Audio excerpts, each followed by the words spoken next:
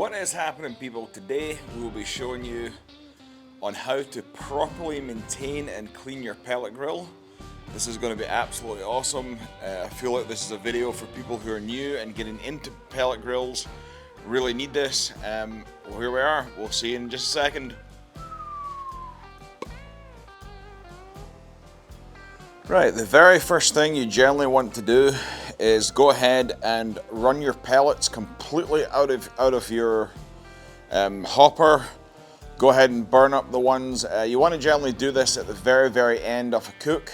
You know, if you've, like me right here, and we have no pellets in there, as you can see, what we've done is we've went and burnt all the pellets through. This is what you want to do. You then want to grab a vacuum, like so. Okay. Now you just want to give it a good old vacuum.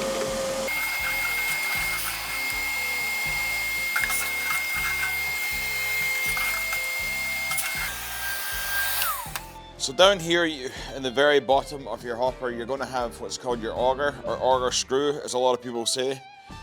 You never want to put your fingers in there. You want to make sure the grill is off, but you obviously want to leave the actual vac nozzle down in there for a second so it will suck up any dust or dirt or anything that's collected in the bottom of your auger tube. So now working on the actual inside of the grill, what you generally want to do is you want to obviously give these a nice little scrub. We're going to, not too worried about the top one.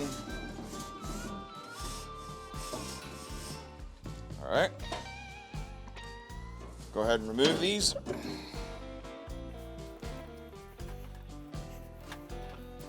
So now that your grates are nice and clean and they're out the way with and they've given them a scrub, you can actually go back and scrub them in your sink. You can use Dawn Power Wash. If they're really bad, you can use Sam's degreasers.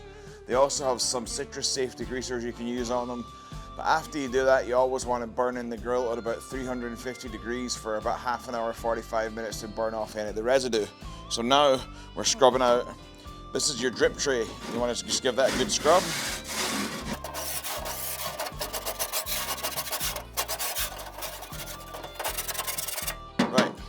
Now you want to take this drip tray completely out. Some of them can be more finicky than the other ones. And we're going to just pour all that down back in there. There's your drip tray finished. Now I typically do not wrap my drip tray for the simple reason that I kind of treat it like a cast iron pan. Now, you're now going to take that same scraper, you're going to scrape off your heat deflector.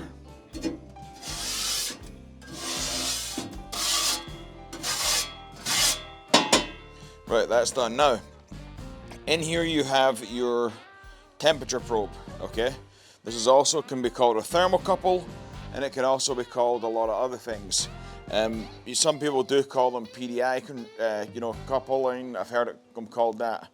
What you can do, and I did this not too long ago, is if you just take a little bit of steel wool and a tiny little bit of degreaser, put it on there, wear some gloves, give it a good scrape. You always want to make sure that's clean so your grill's getting a proper way to get that temperature test. Right, take this out. That's that gone. So as you can see, we're now in the bottom of the grill. We have all the guts out of the grill. What you want to start doing is scraping the sides from the bottom down to the top. Give them a nice little, you don't have to go too crazy with the step. You want to get any grease from these sides, any soot, get them all scraped up, make sure they're all nice and clean. Because we'll be backing this out in a second, right? So you also have a grease trough right here is what it's called. You always want to make sure that's nice and scraped out well. So just give it a quick blast over with the scraper. This is just a traditional paint scraper. Now get in here and start scraping your actual fire pot and auger tube. Give that a good scrape. I generally will just run over the bottom just a little bit.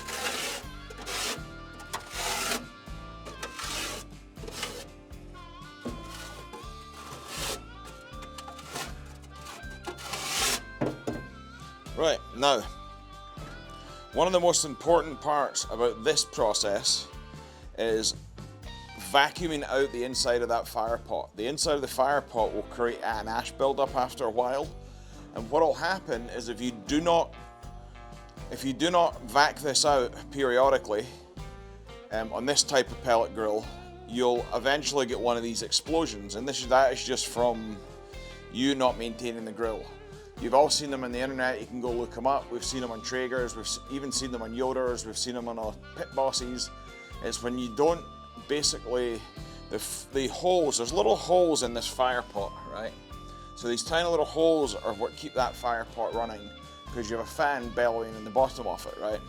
So what happens is when the ash fills that up, right, it blocks a lot of these holes. So then what happens is you start your grill, it dumps a whole bunch of pellets into the fire pot. It ignites some of these pellets, right? So the grill goes, oh, I'm not getting a proper ignition, so it dumps more and more and more pellets in there. So you then have an overfill of pellets. You also lack the oxygen to get that pellet grill fire going in that fire pot well. So then what happens is the oxygen starts rushing in, and it reaches a certain point of explosion. And then that's how you get that big bang flash explosion that you see all over the internet, where sometimes the door flies off. But this can be avoided 100% by you possibly vacuuming that out periodically. I generally, on this pellet grill, will do it every 2 to 3 bags. So I'll go through 2 to 3 bags. Yoders, Lone Star grills, they have a completely different fire pot style, so you have to vac them out or remove the ash every time.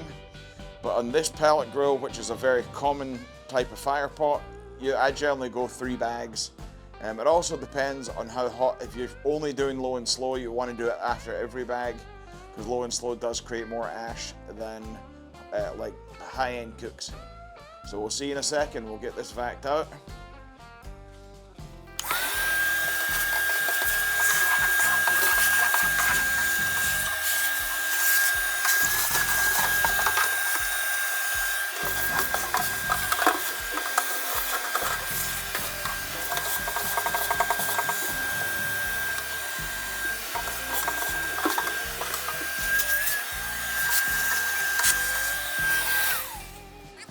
As you can see, we're now free of dust and ash and everything else like that.